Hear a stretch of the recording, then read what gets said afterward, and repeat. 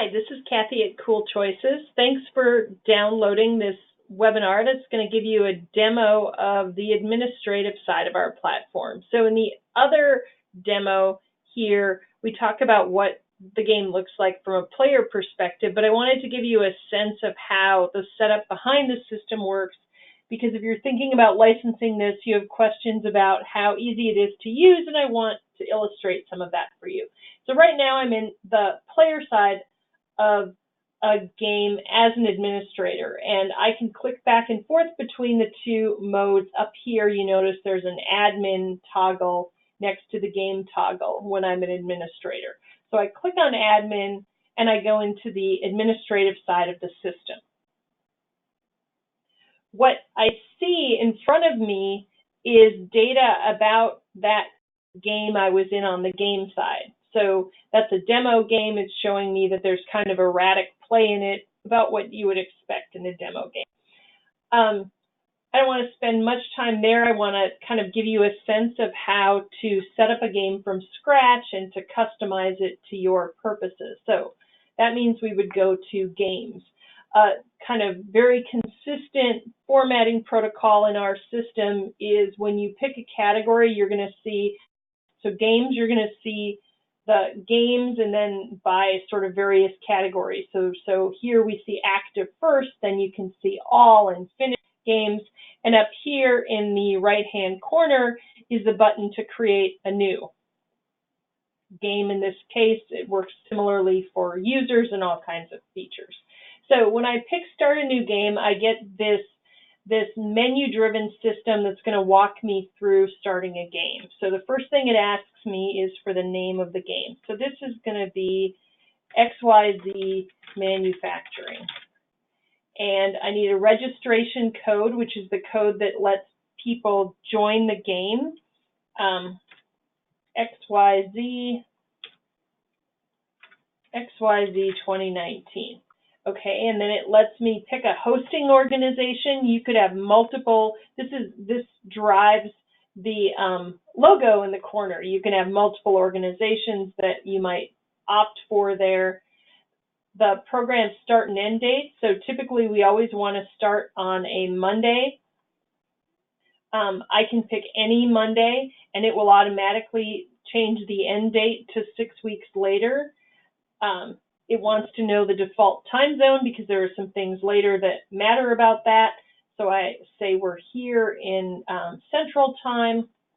Then it's going to ask me about some team size things. So how big do I want my team to be? I want teams of 8. I'm doing this in an organization with 800 people, and I'm hoping that a quarter of them participate. So I say teams of 8, there are 800 people. 200 players are what I'm expecting, and we'll see how that data gets shown in a bit here.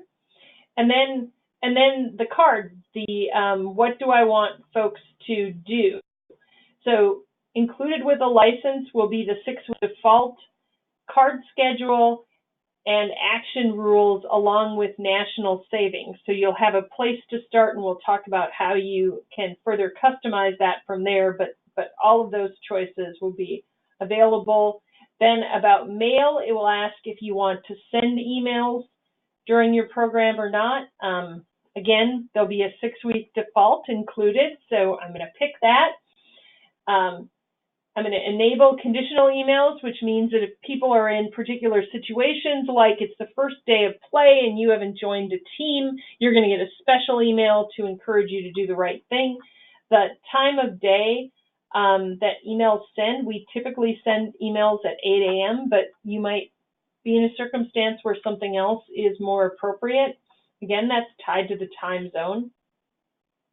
And then location. Some of you familiar with our system, you know that people can, in addition to being on teams, they can identify that I'm in accounting or I'm in some other area of an organization. So the first thing we can do is pick what we call those things. Are people in different buildings on a campus? Are they in different locations, different organizations? What's the most appropriate thing? So in this case, I'm going to say it's departments. The first one is accounting, and then the second one is marketing. And the third one is manufacturing. I'll give sort of all of those are my 3 locations that people will be able to choose between in my game. And asks me if I want to have social media shared. So remember, this is where you decide if people can share things from the stream in the game. If XYZ manufacturing, it's very tight protocols about intellectual property, we'll just turn that off. And then a post schedule. Again, there's a template provided that you can use that will be in the stream. The badges that are included with the program can say, yes, I want all of those, and I save it. And then it loads all of that up.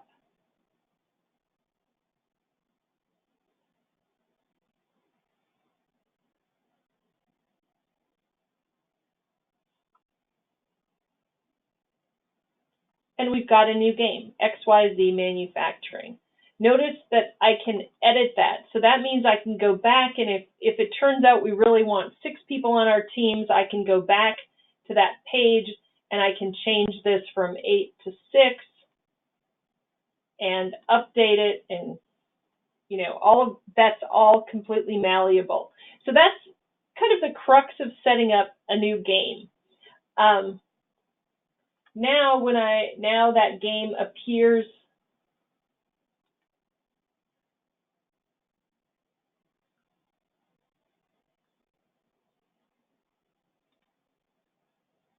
game does not appear in my menu because I put it in the future. Clever, Kathy.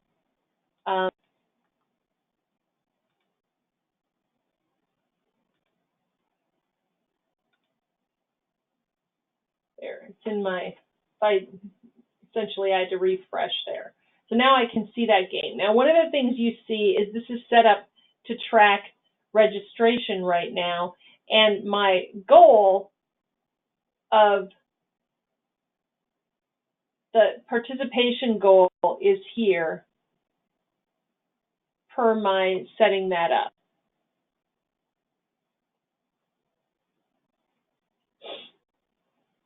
Other things I would point out to you, so within that game, we picked default things for that game, but maybe we want some card customization. We can go over here to the card menu, pick card customization, and all of those default cards that are in that deck, we have the ability to edit. So for example, we have a card about remove or recycle your refrigerator. We can edit that, and we can go to the toolkit, and perhaps we're in a place where there's a utility program that will pick this up. So we can change the tip.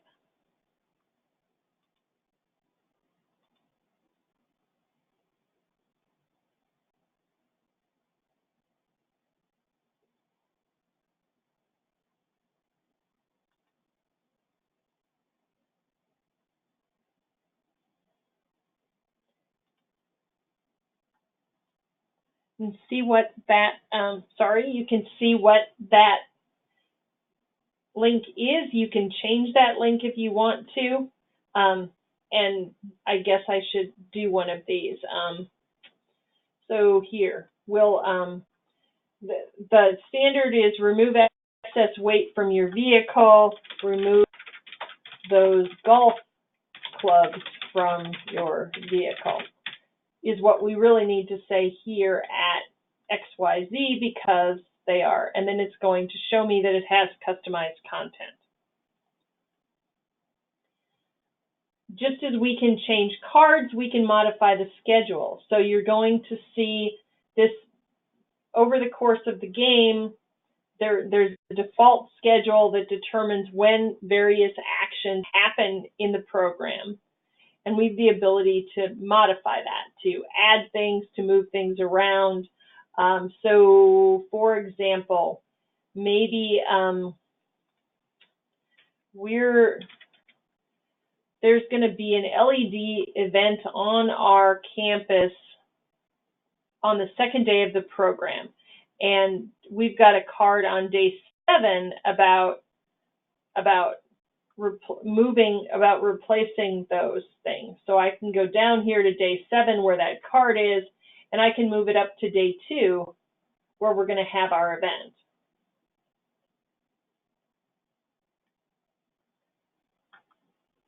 And it really is just that simple. Now that card will come out on day 2, not day 7. I could decide that there's something else here. I'll just move the video game down to 7 so that things remain balanced. So there's 2 cards on 7. Easy enough. Now there are 2 cards down there on 7. I've moved them around. You can so you can reorganize what's there in a really simple way. Similarly, you can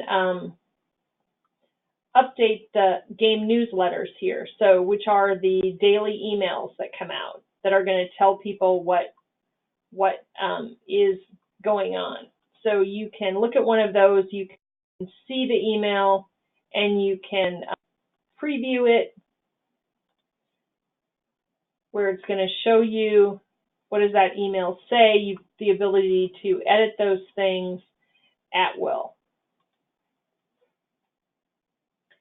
And there you have it. That's probably maybe the other thing I should show you is that you also have reports, which is where here at the end of the program you can generate the savings report. So if, for example, I go to that 2018 demo where there actually are some actions, I can pick to generate a report,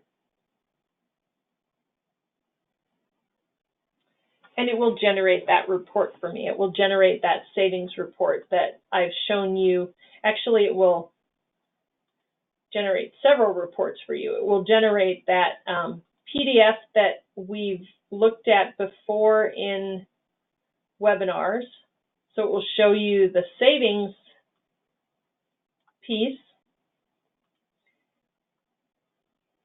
but it will also give you an Excel spreadsheet that lets you look at the actions and savings per action if you wanted to use that data somehow.